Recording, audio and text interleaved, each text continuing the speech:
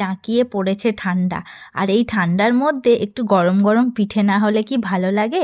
এই ঠান্ডাতে তোমরা কারা কারা পিঠে বানাচ্ছ অবশ্যই জানিও। আজকে সন্ধেবেলা আমি একটু চাল আর ডাল দিয়ে ডালের পিঠে বানাবো, যেটাকে বলে সরু চাকলি। তার জন্য এখানে আমি চাল আর ডাল মিক্সিতে বেটে নিয়েছি। চালটা আমি শুকনো করে বাটিনি, আমি জল জল করেই বেটে নিয়েছি। আর চাল আর ডাল একসাথে আমি ভালো করে ফাটিয়ে নিচ্ছি। আর এখানে একটু গরম জল করে রেখেছিলাম, আর সেই হালকা গরম জলটা দিয়ে আমি ব্যাটারটাকে সুন্দর করে বানাবো।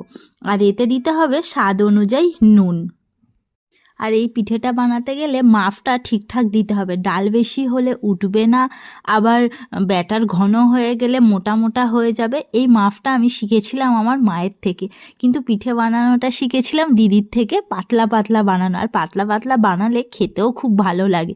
তোমরা কারা কারা এরকম পিঠে বানাও অবশ্যই জানিও। দেখো কত সুন্দর বানিয়ে ফেললাম কতগুলো পিঠে।